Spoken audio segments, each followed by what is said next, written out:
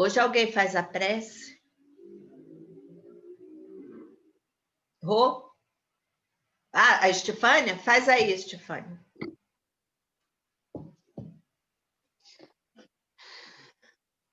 Amado Mestre Jesus, estamos aqui para agradecer esta semana, o mês e o ano que está findando, agradecer as dádivas, tudo que veio para o ensinamento, para o nosso progresso, para a nossa reflexão, para a nossa mudança interior. Agradecemos, Senhor, por todo este ensinamento, nada a reclamar, tudo a aprender.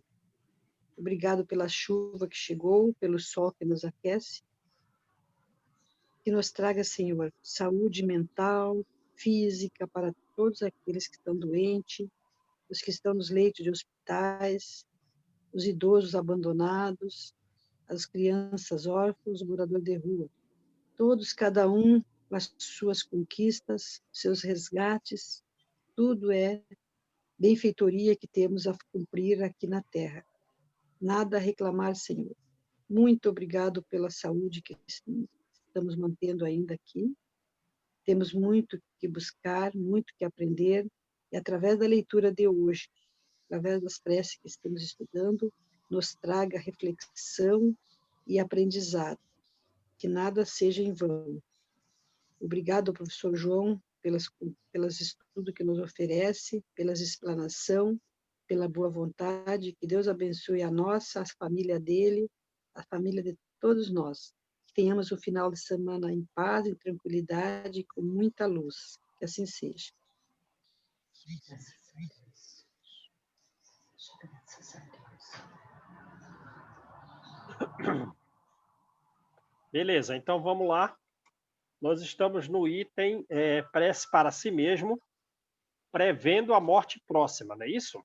Isso, esse mesmo. Item 40. O item 40. Tá, todo mundo achou aí? Sim. Então vamos lá. Prefácio. A fé no futuro.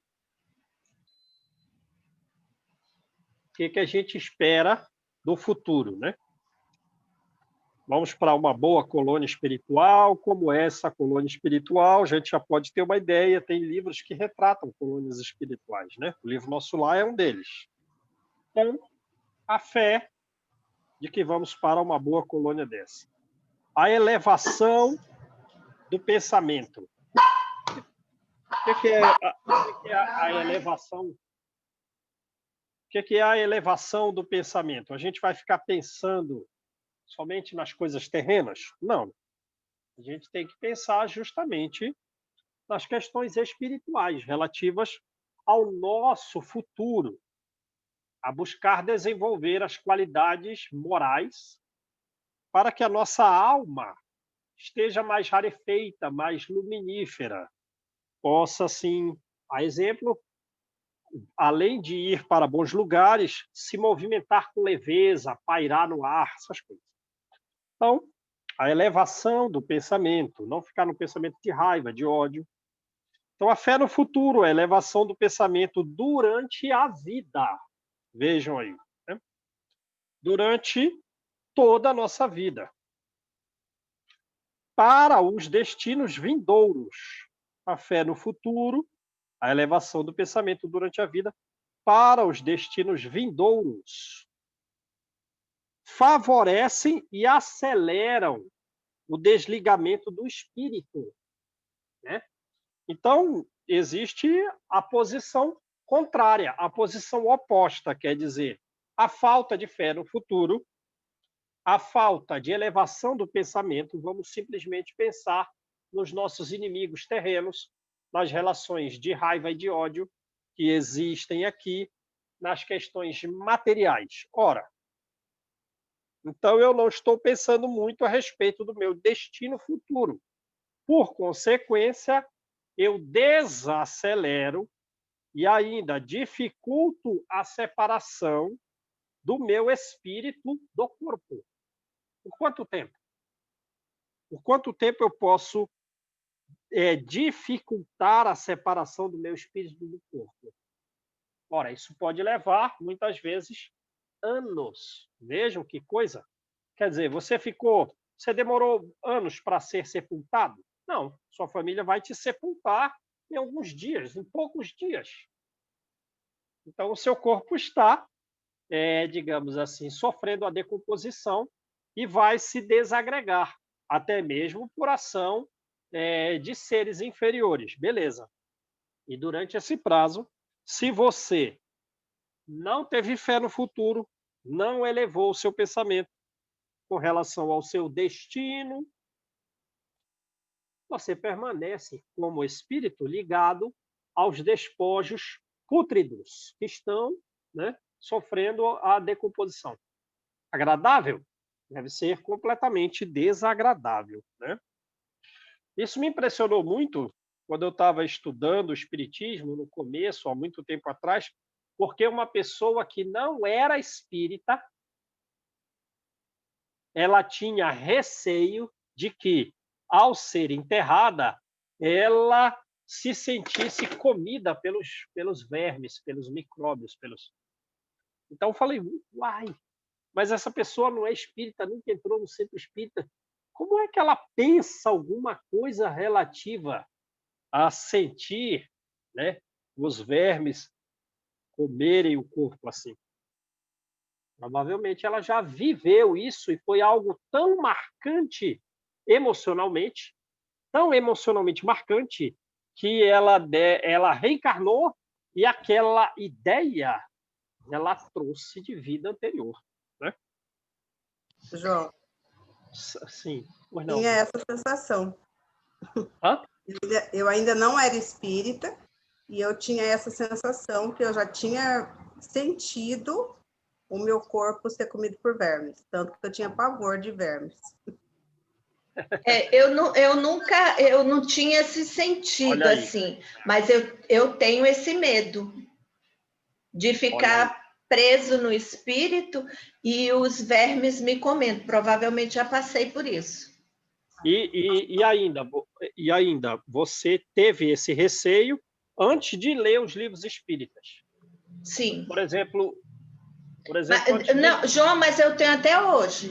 Mesmo assim, eu tenho até hoje o medo de ficar ligado de não conseguir me desligar, entendeu? Entendi. Uhum. Aí eu peço sempre para a espiritualidade para me ajudarem no desligamento. Então a gente vê aí que é uma coisa que não é tão incomum, né? Não. Que algum percentual significativo das pessoas devem ter sofrido isso, né? Devem ter sofrido isso. Então vamos lá. Ó. Agora volta ao normal, né? Depois a gente pode falar dos livros de André Luiz que tratam disso, né? A fé no futuro, a elevação no pensamento durante a vida favorece e acelera o desligamento do espírito. Quer dizer, pelo estudo, pela prática do bem, você ampliando seus conhecimentos a respeito do nosso destino, a nossa alma, ela desenvolve características que antes não possuía, de forma que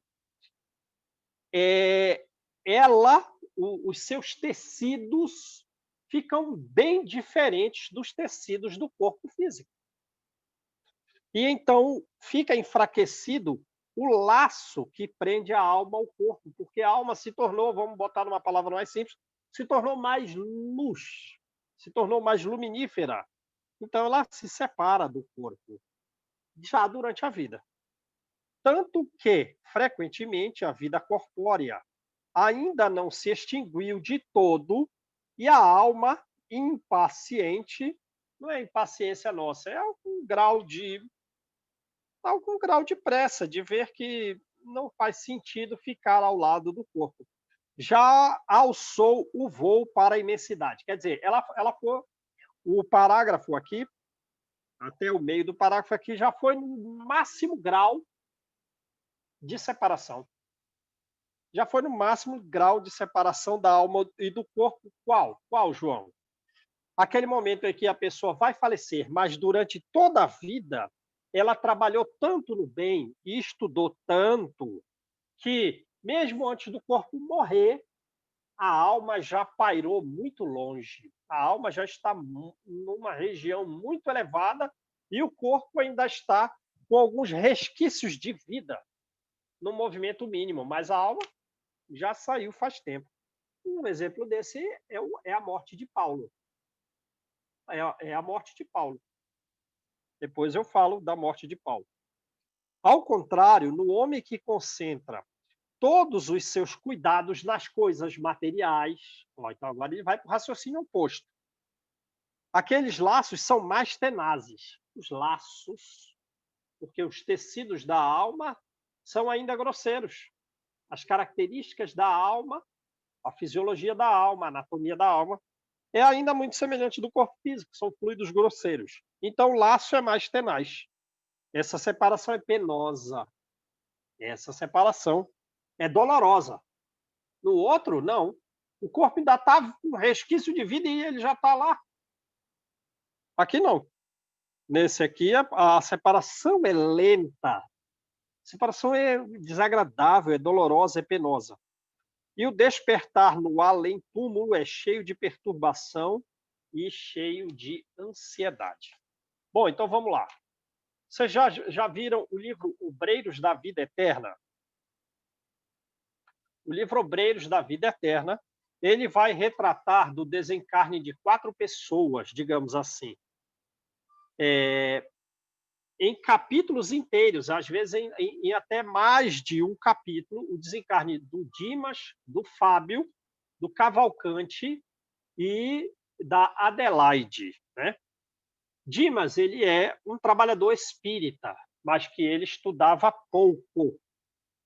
Ele buscava fazer o bem, mas meio atabalhoado. Às vezes ele não tinha hora para comer, ele fazia as coisas meio de uma forma desorganizada, mas praticou muito bem. Porém, como ele era um pouco atabalhoado e não estudava, e levou a vida com extrema dificuldade, ele não desenvolveu essas características luminíferas da alma. Mas ele fazia o bem, meio atrapalhado, né? Então, ele, com essa vida atrapalhada que ele levou, ele até antecipou o momento da morte. Mas não foi considerado suicídio. Não foi. Porque ele desgastou o corpo na prática do bem aos outros. Então, digamos assim, ele até melhorou muito, fez muito bem. E, pela forma com que ele trabalhava muito intensamente, ele acelerou, ele morreu antes da hora programada, sem que fosse suicídio. Beleza.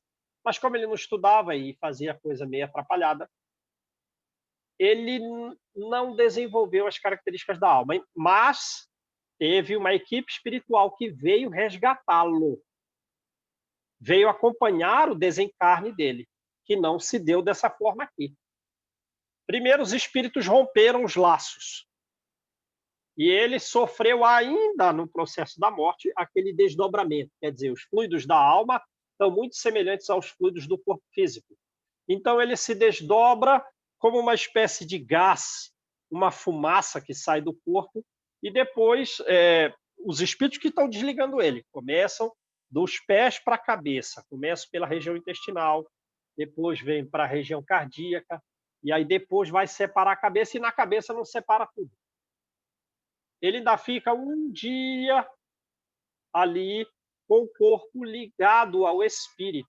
E por essa ligação, durante esse prazo de um dia inteiro, existem fluidos da alma que estão se direcionando pelo cordão fluídico, estão se direcionando do corpo para a alma, e existem fluidos do corpo que estão na alma e voltando para o corpo.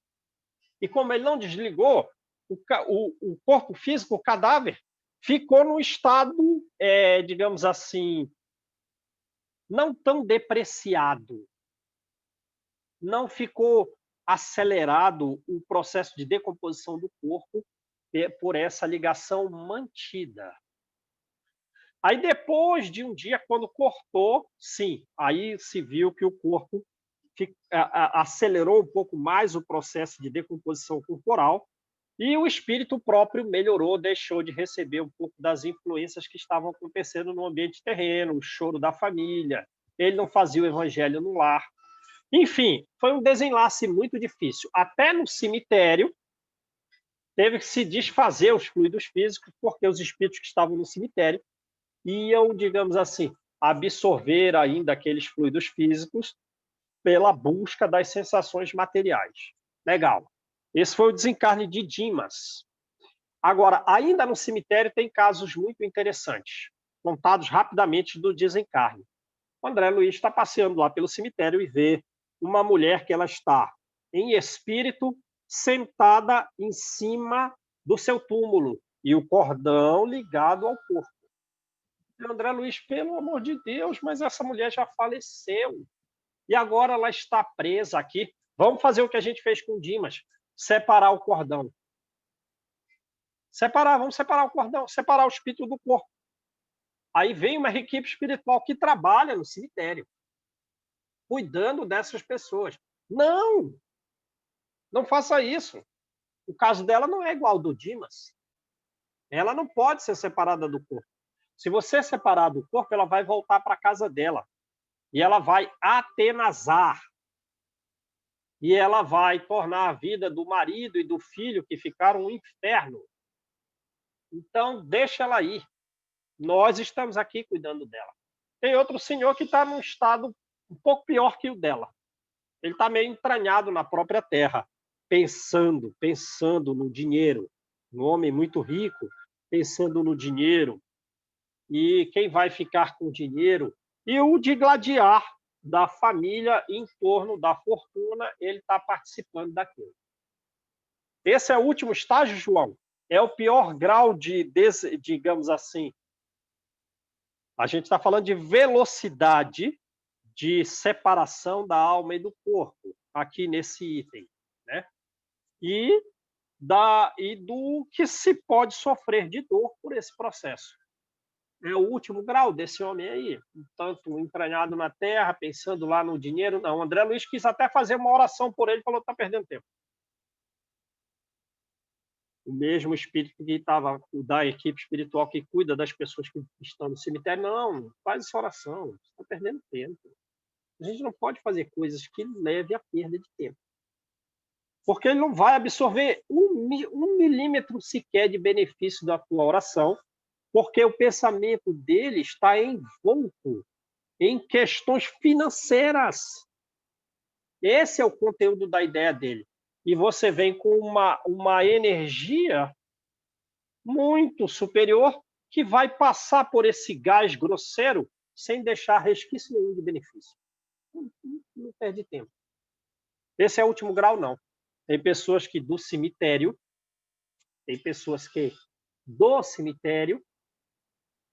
caem para regiões de trevas e regiões abismais, né? Onde a coisa é muito mais difícil, como a gente tem relatado aí em diversos livros de André Luiz. E aquele livro Memórias de um Suicida detalha com muita riqueza essa separação penosa e dolorosa, porque ele vai justamente falar dos vermes que o roíam, que ele ficou ligado ao corpo até deitado por um período, quando teve que se separar, sentiu todo aquele cheiro pútrido da decomposição do corpo, e aí teve que se afastar das raízes das plantas e tal, enfim. Nós queremos viver isso? Não. Qual é o caminho para não viver uma separação penosa da alma e do corpo no momento da morte? Ora, é se separar antes de morrer. Como? Através do estudo e da prática do bem, nos elevando moralmente. João, e assim, porque a gente, eu, Angelita, a Rosângela, a gente que é mãe, a gente pensa nos filhos, a Rosângela já deve pensar até nos netos, né? A gente fica naquela preocupação e tudo. Isso aí é considerado materialismo? Não, né? Você está preocupado com o seu parente, é isso? Para que ele não sofra essas coisas aqui? Não, isso é amor, né? A gente tem que trazer os nossos entes queridos para a mesma causa que permite que nós também, no momento da morte, nada soframos. Digamos, que a separação seja muito, muito rápida da alma e do corpo. Ora, mas para eles e para nós é a mesma coisa. Qual? Praticar o bem e estudar muito. Tem uma questão do Livro dos Espíritos, não lembro qual é, Kardec pergunta para eles assim: o conhecimento do Espiritismo faz muito diferença nesse momento? É o capítulo que fala desse assunto. O conhecimento do Espiritismo faz grande diferença para que a separação da alma e do corpo seja muito mais rápida e muito mais natural, sem ser penosa, sem ser dolorida? Sim. Sim. E muito mais, completa a questão, né, do Livro dos Espíritos, e muito mais a prática do bem e a nossa transformação moral. Quer dizer, sair de uma posição um tanto vinculada às questões terrenas, aos prazeres terrenos, e buscar a moralização da alma e a prática do bem, faz diferença ainda muito mais significativa. Ora, qual é o ideal, então? Eu juntar as três coisas. Até porque é o conhecimento do Espiritismo que vai me levar a desejar praticar o bem e a desejar transformar-me moralmente. Eu tenho que conhecer o Espiritismo porque ele me permite desejar a minha transformação moral, a desejar praticar o bem. Percebe a coisa? É o que a Joana diz. A Joana diz assim: a assistência social, ela é boa e não deve nunca o homem deixar de realizá-la. Porém, ela só em si mesma não permite a transformação moral do homem. O Espiritismo não, que acoplado à assistência social, permite saber de onde viemos nós. O que eu tenho que almejar para o meu futuro? Ou seja, para onde vamos? A prática da assistência social não permite saber por que devemos fazer o bem. João, aí é a necessidade das duas asas que fala, né? Porque não adianta você ter só o estudo e não ter essa vivência, porque às vezes eu tenho todo esse estudo, mas não tenho a vivência espírita com o meu próximo, eu não tenho a vivência espírita de entender, e de entender principalmente que cada caso é um caso. E assim também, como não adianta eu ter só, se bem que melhor, só essa caridade sem um entendimento doutrinário, quando eu falo que eu sou espírita. Agora, uma coisa eu achei bem interessante que você fala desses desencarnes, a gente, enquanto médio, que você está ali no intermédio dos espíritos ali mesmo, a gente vivencia tudo isso que você fala. O bicho comendo você, você vivencia diariamente, assim, todas as reuniões mediúnicas, você consegue vivenciar isso. E às vezes eu ainda não entendo como que é que o espírita ainda não compreende, porque nós estamos lá nessas mesmas situações, como falo, nós estamos cheios lá no Hospital Esperança, está cheio de espíritas, né? Que às vezes não só isso, porque o problema é a gente introjetar tudo isso aí, né? É vivenciar, é entender, é ter. E isso aí, como que é difícil no dia a dia, João? A gente aprender e tudo isso aí, né? Essa caridade, né? Praticar, né? Mas a gente, quanto mesa mediúnica, a gente vê tudo isso. Sente, as dificuldades, né? Sente, Você vem com o mundo mental do espírito, né? Você percebe todo o mundo mental do espírito e sente tudo que ele está sentindo. E nos dois lados, né? Uma vez nós estávamos no nosso lar, eu dei a passividade de um rapaz, que até hoje eu falo para a dona Lourdes que eu não entendi aquilo. Eu me via na beira da janela, num prédio, mas não chegou o espírito, o rapaz não chegou a pular. mas eu conseguia vivenciar tudo aquilo lá, como se fosse um socorro para retirar. Bom, até hoje eu falo da falta de ar e eu não posso nem chegar perto de alto, assim, de janela, que aquilo me dá desespero. Pela lembrança, ou talvez eu tenha algum registro, não sei, pela lembrança dessa passividade. Então, a gente, como na doutrina, vai aprendendo a lidar e entender com tudo isso aí. E eu acho o livro do André Luiz nos deixa bem claro tudo isso aí, a maneira didática como explica, né? Porque se você vivencia a experiência. Vamos só acrescentar alguma coisa assim, né? Muita gente quer separar o estudo da prática, né? É assim, os mandamentos são, primeiro, amai-vos uns aos outros, segundo, instruí-vos, beleza. Eu vou cumprir só o primeiro.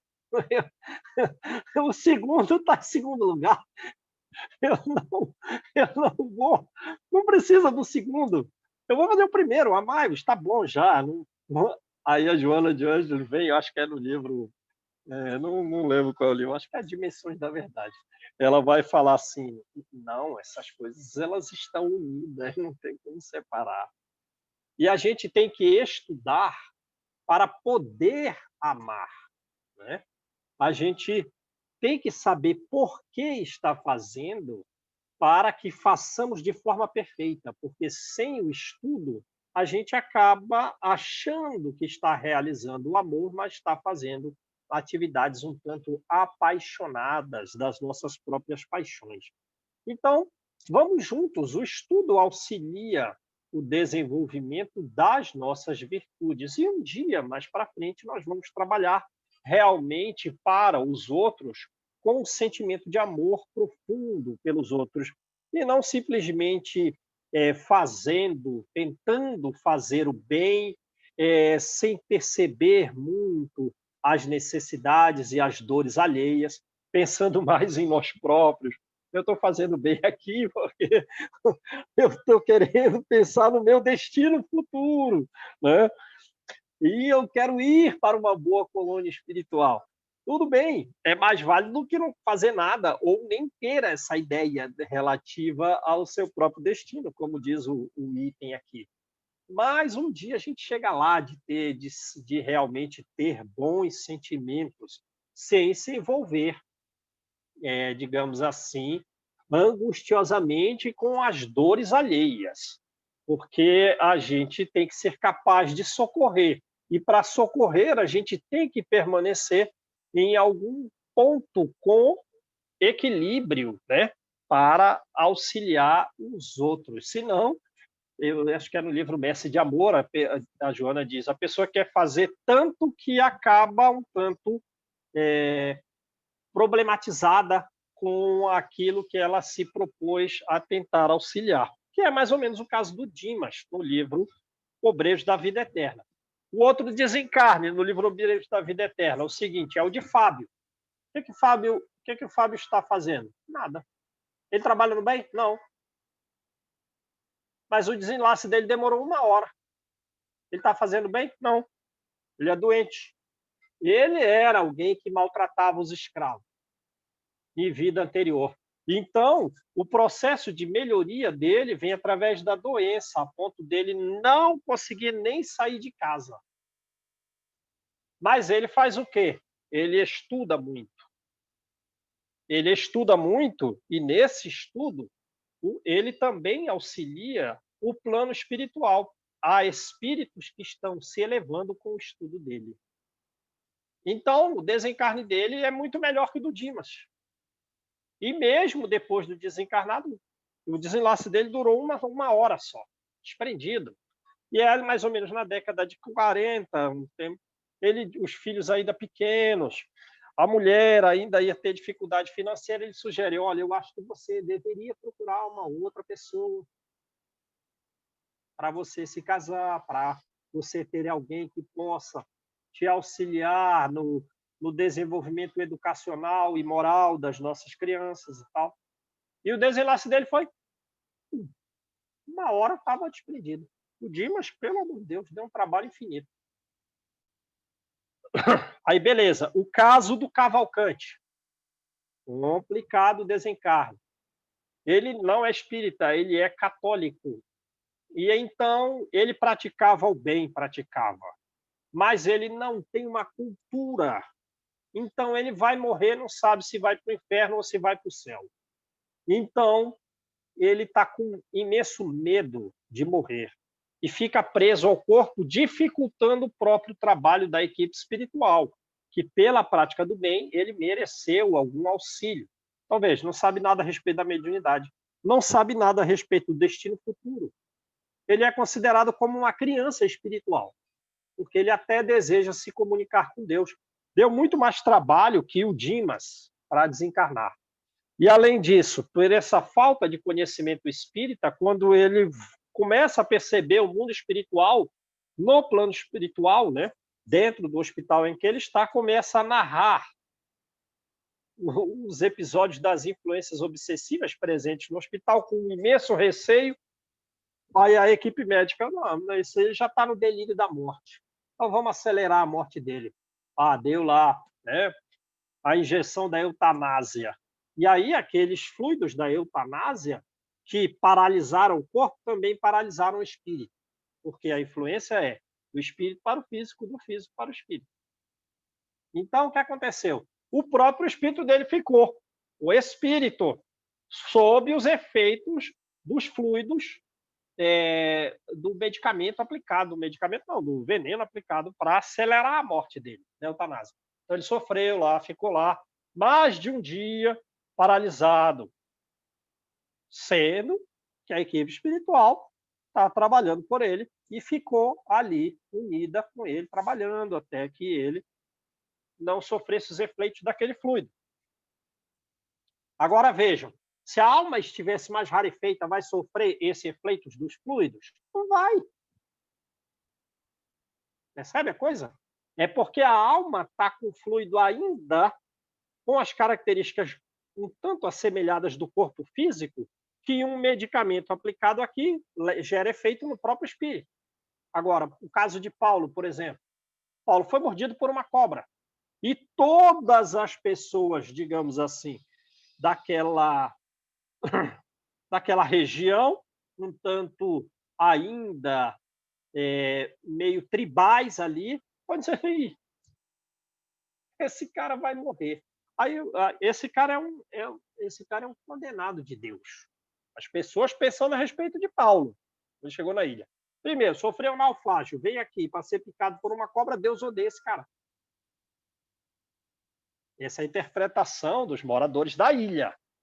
Mas aqueles fluidos venenosos fizeram mal ao espírito de Saulo? Não. Ele foi ficando super bem. Não sofreu nada. E a influência espiritual, pelas características da alma dele, e ainda auxiliado pelos espíritos, influenciou a tal ponto que o próprio corpo não sentiu nada. E todas as pessoas que haviam sido mordidos por aquela cobra, morreram. Conforme o conhecimento da tribo. Então, teve efeitos fluidos físicos em Saulo? Não. Tem a ver com esse assunto aqui. A alma já está muitíssimo rarefeita, virou um gás. Mais que o gás, virou um sol de luz. Como que um líquido vai prejudicar um sol? Perceberam a coisa? E o último desencarne, muito mais elevado, voltamos para o livro Obreiros da Vida Eterna, é o desencarne da Adelaide, trabalhadora espírita, muito dedicada no bem, muito estudiosa, muito estudo, muita prática do bem. E também muito sofrimento. Sofrimento nos traz, às vezes, as dores, mais benefício do que a prática do bem e dos estudos somados. A dor é muitíssimo benéfica para a nossa alma. Então, por tudo isso, ela teve um desenlace. Ela já estava separada do corpo. Ela conversava com os espíritos com muita naturalidade. Bezerra de Menezes vinha visitá-la e dava conselhos assim. Mas isso ela conquistou por muito esforço e dor, e também pelas dificuldades das dores. O centro espírita não quer que ela vá embora. Eles, de certa forma, a retêm. É feita uma comunicação no mundo espiritual com eles. Deixa ela ir. Agora é com vocês. Então, pronto. Vai fazer o desenlace, chega a equipe espiritual. Não, pera lá. Eu vou fazer o meu desenlace. Ela trabalhou para se separar do corpo da Adelaide. Ela fez, olha o grau de lucidez. Não precisou de auxílio de ninguém. Então, está ela própria fazendo o seu desenlace. E o último laço, que era na cabeça, tem um termo técnico lá, da área da medicina, né? Esses dias eu perguntei para o Bruno. A fossa romboidal. Aí ele me explicou lá, o terceiro ventrículo, não sei o quê, a gente tem 4 buracos, 4 ventrículos no cérebro, onde passa o líquido encéfalo-raquidiano e tal, não sei o quê, enfim. Só ali, naquele momento final, a equipe espiritual realizou o desenlace dela. Aí, agora vai todos aqueles... As pessoas morrem simultaneamente, muitas pessoas morrem todo dia, e a equipe espiritual que veio trabalhar por aquele grupo de espíritos precisa agora se elevar. Vão para a colônia Nosso Lar.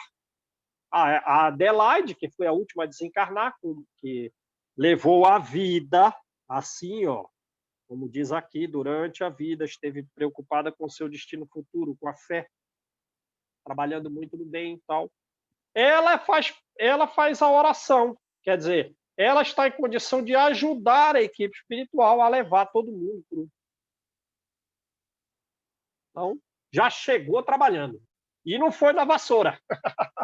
Como diz o espírito, eu quero fazer alguma coisa, né? Quero fazer alguma coisa quando eu já estiver numa colônia espiritual fazendo uso da vassoura. Não. A Adelaide foi tal que antes de chegar no mundo espiritual, para ir no mundo espiritual, ela já compunha a equipe de trabalho para trabalhar e fazer com que todos pudessem ir para o plano espiritual elevado. Então, vejam, aí a gente tem que desenvolver as características da alma de forma que ela já esteja separada do corpo antes da morte. Quando Paulo morreu, ele viveu isso aqui. Foi cortada a cabeça dele. O soldado romano, ninguém queria matar ele. O soldado romano se separou, o chefe do grupo, e diz: eu tenho piedade, eu não queria estar fazendo isso, tenho piedade de ti. Eu não sou digno de piedade. Paulo disse para ele, Paulo, eu não sou digno de piedade, tenho piedade de si mesmo, eu vou encontrar Jesus, tu vai voltar para Mero. Cumpre o teu dever. Decepou a cabeça dele.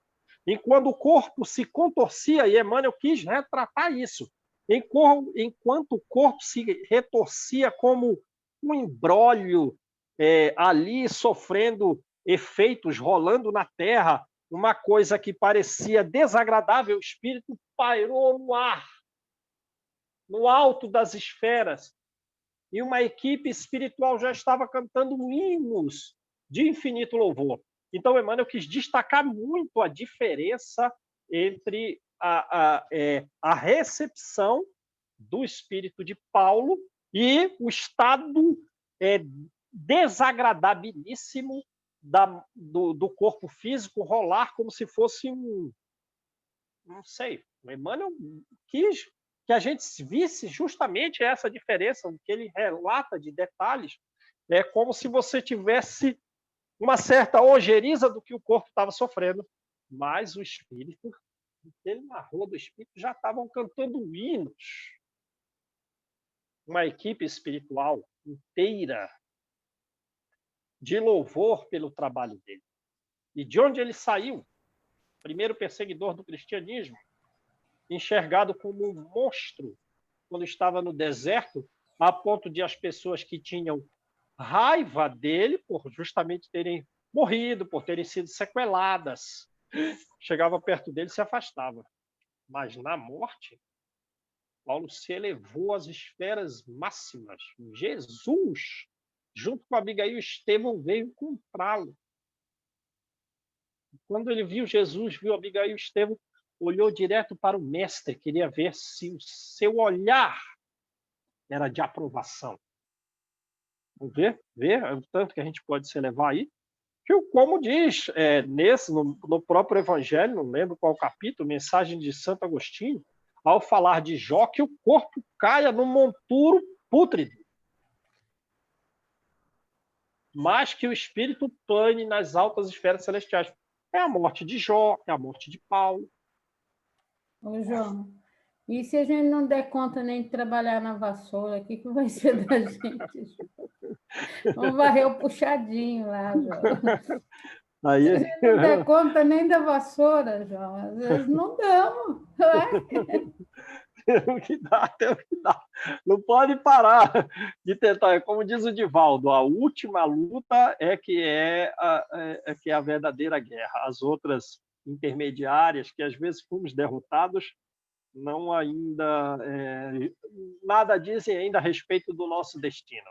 A gente tem que vencer a última luta. Vamos vencê-la. Então tá, vamos lá. Então vamos à prece. Meu Deus. Então veja. Qual é a circunstância aqui? A morte nossa. É o momento da morte. Vai chegar. Vai chegar. Meu Deus, creio em ti e em tua infinita bondade. Razão pela qual não posso crer que hajas dado ao homem a inteligência para te conhecer e a aspiração pelo futuro, para depois o mergulhares no nada. Creio que o meu corpo é apenas o envoltório perecível da minha alma, e que, quando eu tiver deixado de viver, acordarei no mundo dos espíritos. Deus onipotente, sinto que se desfazem os laços que prendem minha alma ao meu corpo e que logo irei prestar contas do emprego que fiz da vida que vou deixar. Vou sofrer as consequências do bem, né?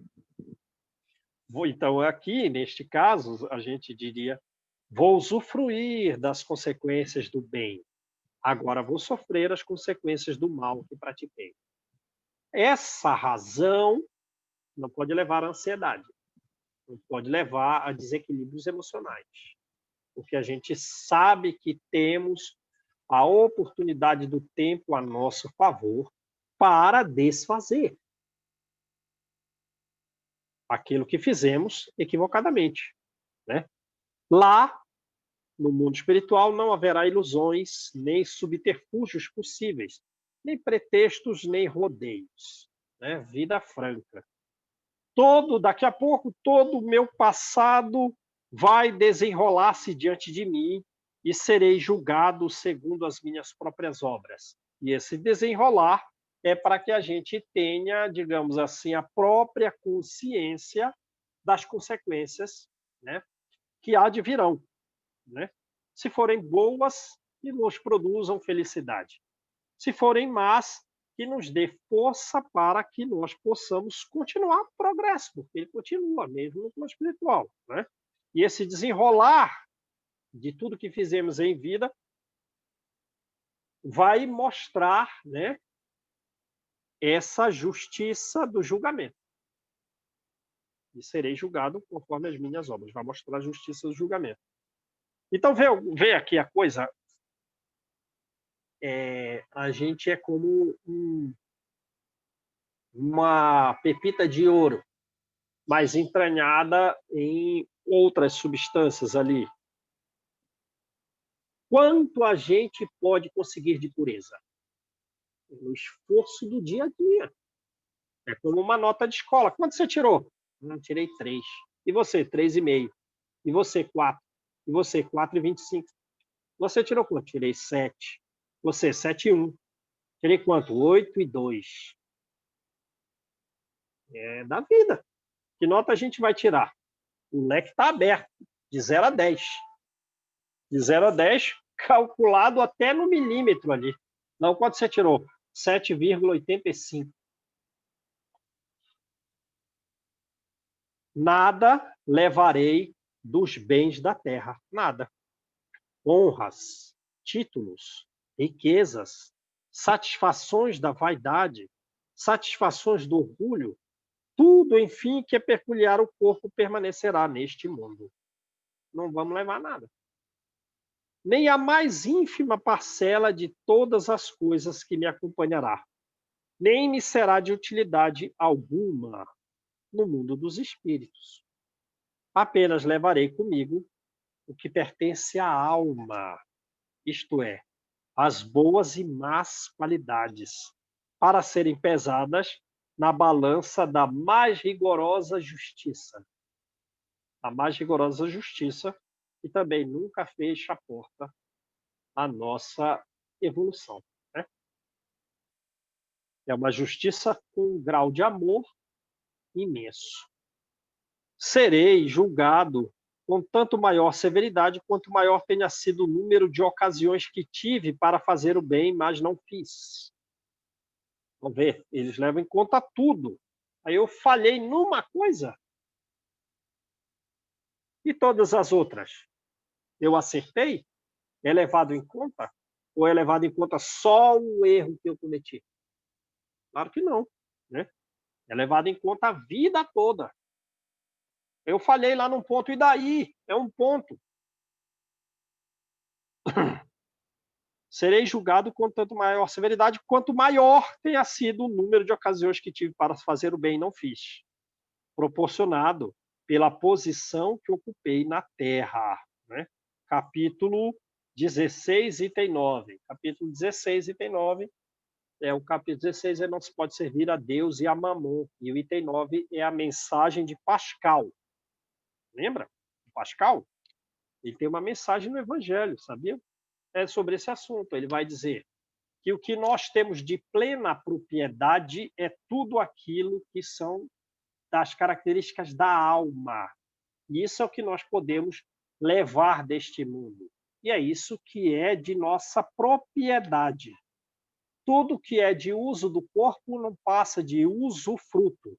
Então, o que é que nós podemos levar? A inteligência, diz Pascal, o conhecimento, as qualidades morais. Isso que ninguém nunca vai conseguir nos arrebatar. E que é mais útil no plano espiritual do que aqui. E a nossa posição futura vai depender dessas plenas propriedades da alma, de conhecimento, de inteligência, de qualidade moral. Né? A posição futura será dada pela soma das nossas virtudes. Mas eu vou morrer, e assim vou entregar à igreja 20% da minha riqueza. Em vão se paga na terra com preço de ouro a entrada no mundo espiritual. O mundo espiritual, os lugares são conquistados, não são comprados. São conquistados pela prática do bem. É a mensagem de Pascal. Né? Deus de misericórdia. Então, é o momento do nosso falecimento. Que meu arrependimento chegue aos teus pés. Digna-te lançar sobre mim o manto da tua indulgência, o manto do teu perdão, da tua tolerância para com os meus erros. Se te aprouver prolongar a minha existência, que o restante dela seja empregado em reparar, tanto quanto em mim esteja, o mal que eu tenha praticado. Né? Então, vejam, pode nem ser o momento final. Se Deus quiser prolongar ainda um pouco a existência, né? Que essa existência é de uma reparação do que eu fiz de erro. Pode ser concedido. Se soou fatal a minha hora, levo comigo o pensamento consolador, viram? Pensamento consolador, de que me será permitido redimir-me por meio de novas provas, a fim de merecer um dia a felicidade dos eleitos. Se não me for dado gozar imediatamente dessa felicidade, sem mancha, sem mescla, partilhada tão só pelos justos por excelência, sei que a esperança não me está perdida para sempre, e que, pelo trabalho, alçarei o fim, mais cedo ou mais tarde, conforme os meus esforços. Né? Então, temos que traçar os esforços. Ainda não conquistei uma boa colônia espiritual. Estou ainda numa colônia espiritual de região umbralina. Não pode ser permitido que eu vá para uma colônia superior? Pode. Tem isso. Tem no livro dos mensageiros. Várias pessoas saem lá do campo de paz para a colônia Nosso Lar. Como? Pelos esforços. Sei que os espíritos bons e meu anjo da guarda estão perto de mim para me receberem. Logo os verei, como eles me veem. Sei que encontrarei de novo aqueles a quem amei na terra, se o tiver merecido. E que aqueles que aqui deixo virão juntar-se a mim, que um dia estaremos todos reunidos para sempre, e que, enquanto esse dia não chegar, poderei vir visitá-los. Aí vem visitar, e depois, pelo que está acontecendo aqui, perde o interesse da visita. Sei também que vou encontrar aqueles a quem ofendi, que eles possam perdoar-me tudo quanto poderiam censurar em mim. Censurar o que em mim? Meu orgulho, minha dureza, minhas injustiças, a fim de que a presença deles não me mate de vergonha. Né? Vamos encontrar as pessoas? Não tenham dúvida, nós vamos encontrar essas pessoas. Com que finalidade? Reparação. Reparação e melhoria da alma. Né? Perdoo aos que me fizeram ou que quiseram fazer o mal na terra. Nós temos que perdoar, né? Nós próprios também fizemos muita coisa errada.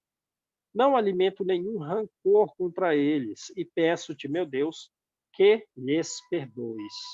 Senhor, dá-me força para deixar sem pesar os prazeres grosseiros deste mundo, que nada representam diante das alegrias puras do mundo onde vou penetrar. As pessoas conhecem as alegrias puras do mundo onde vou penetrar? Não. Só o pessoal que estuda o Espiritismo, um detalhe, vai ver as belezas que estão descritas no livro Nosso Lar a respeito da colônia de mesmo nome. Né? Nele não há mais tormentos para o justo, porque você pode estar numa colônia boa? Pode. Mas você pode não ter sido tão justo? Posso. Vai ter tormentos para pessoas não tão justas, mesmo que elas estejam em ótimas colônias? Sim. As colônias, às vezes, estão atendendo pessoas doentes, né? Mas as pessoas justas, num conceito muito amplo, não tem sofrimento, não tem miséria. Só o culpado sofre, embora sempre lhe reste a esperança. Esperança é muita coisa, né? A esperança é muita coisa.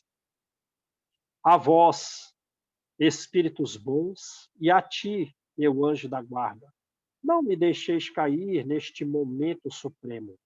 Fazei que a luz divina brilhe aos meus olhos, a fim de que a minha fé se reanime, se vier a abalar-se. Se estivermos abalados, junto as forças reanimam e vamos em frente.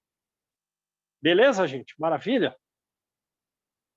Então, agora, daqui a pouco, a gente... João, você falou da questão de Paulo, né? Ele fica novamente, né? Ele chega no mundo espiritual cego de novo, né? Cego. E aí Ananias é que vem de novo abrir o olho dele, tirar as escamas, né? Eu acredito que a razão disso, fiquei muito tempo pensando sobre isso, que a razão disso foi o instinto de conservação. Então, ele ainda teve algum receio ali ainda de falecimento, é o momento da morte, né? o instinto de conservação da vida é algo muito forte no ser humano, apesar dele ter pronunciado aquelas palavras, dito, não tenha pena de mim, ele não está implorando pela vida, como muitos faziam, né?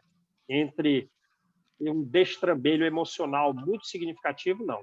Mas não que ele não tenha vivido essa luta, apesar dessa luta contra o instinto de conservação, ele está se manifestando com vitória. Ainda isso, digamos assim, levou a um efeito de que ele permanecesse temporariamente por um curto prazo, até um prazo de minutos apenas, distintamente do que lá em Damasco, ele ficou 3 dias cego, né? Ali, mas ainda permitiu que por um tempo curto ele sofresse os efeitos ali da luta contra o instinto de conservação da vida. Eu creio que tenha sido isso. Tem que falar assim, como é uma inferência minha, sem fechar a questão, eu coloco né? Tem que falar assim, porque fica ao critério da análise de todos, sem a intenção nenhuma de fechar o assunto. Porém, creio que seja nessa direção. Eu assisti umas palestras do Elahá, né, sobre Paulo por Emmanuel. Ele fala, né, que o precursor dentro do judaísmo, né, da mensagem cristã, foi um rabino chamado Hillel, e que ele era o avô de Gamaliel. E Hillel, que para os árabes eles trocam, né, chamam de Enlil, que é o Ismael. Quer dizer, o avô de Gamaliel é Ismael. Entendi. Achei muito interessante assim a interligação, achei bacana, né? E aí fala, né, que Paulo porque ele tinha muita consideração, porque foi Gamaliel que o iniciou dentro do judaísmo, né? Então, quando ele vê que Gamaliel é simpatizante do cristianismo, ele se afasta. Ele tem respeito pelo mestre, mas ele se afasta, porque ele perseguia, né, os cristãos, então ele se afasta, ele não denuncia, mas se afasta de Gamaliel. Ele tinha vontade de denunciar, mas ele se afasta. Olha como é que é as coisas, né? Mas depois se aproxima de novo. Depois ele volta. E Gamaliel, que introduziu o judaísmo, é ele quem lhe introduz no cristianismo. Exatamente. Se não é Gamaliel, não existiria Paulo. E os conselhos de Gamaliel serviram para o resto da vida dele.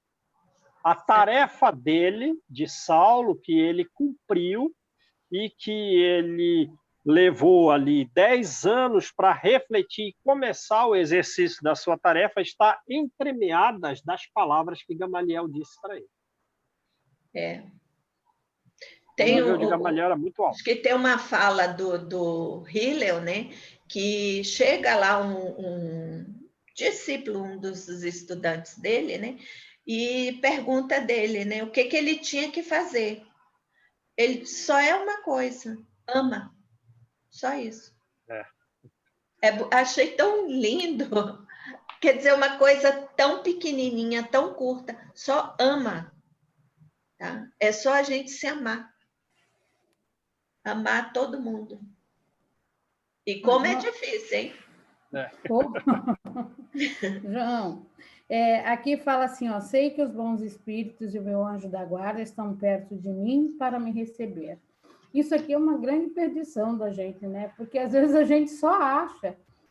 Eles estão lá, mas a gente não consegue vê-lo, né? Como ele fala aqui, ó, logo verei como eles me veem.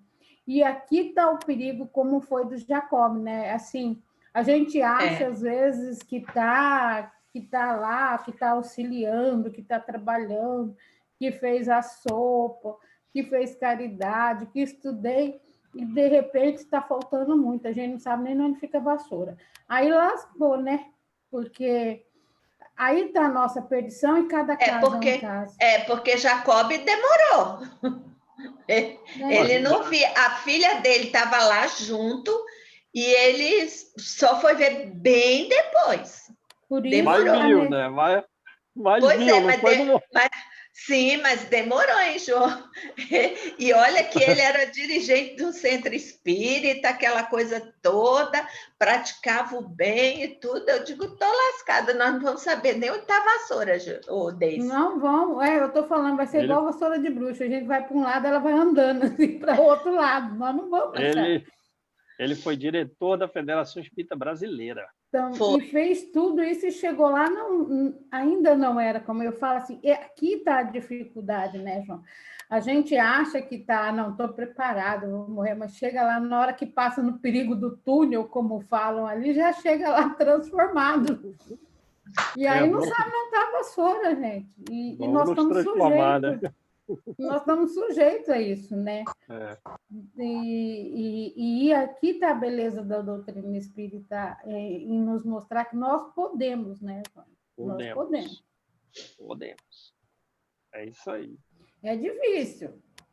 Mas chegar lá, a vassourinha sua já vai estar marcada com o João lá, mas a sua vai ser vassoura de pelo, João. A minha ainda vai ser aquela de varrer rua. A minha vai ser uma escova de mão, vai ter que limpar o chão com a escova de mão, não vai ter o cabo da vassoura, não. Vassoura sem cabo. Mas vamos lá, gente. Quem faz a prece aí pra gente? Mas aí, Deise. É que eu tô com um pedreiro aqui no fundo, daí tem muito barulho. Por isso que eu tô toda hora desligando. Faz aí, Angelita.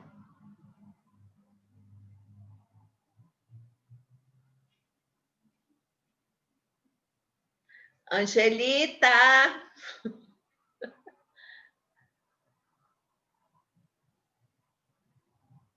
Gabi, cadê sua mãe? Está escondida. Deve ter travado. Vou fazer, gente. Apesar do barulho, tá? Amado Mestre Jesus, agradecidos estamos por estarmos reunidos em seu nome mais uma vez, Senhor. Que todas essas preces, esses prefácios que antecedem, que nos ilumina, que nos mostra verdadeiramente o ponto em que devemos trabalhar. Cada um de nós sabemos, Senhor, que somos imperfeitos. Mas estamos trabalhando, Pai, para que possamos um dia passar pela porta estreita. Sabemos que a claridade do plano espiritual não se compara, e não temos olhos para ver. Mas abre-nos, Senhor, os olhos do Espírito, para que nós possamos chegar, ver um irmão necessitado e compreender a necessidade desse irmão. Para que nós possamos nos amar também e amar o próximo. Não adianta, Pai, somente cuidarmos do próximo e esquecermos de nós. Sabemos que um dia temos que prestar conta desse corpo, Senhor. Então, ilumina os nossos corações com o amor divino. Abençoa todos os irmãos que não puderam estar conosco. Ilumina todos aqueles que se encontram encarcerados em si, Senhor. Que seja tocado pelo fogo divino, pela centelha divina que existe em cada um de nós. Abençoa-nos, Senhor, hoje, amanhã e sempre, que assim seja. Graças a Deus. Amém.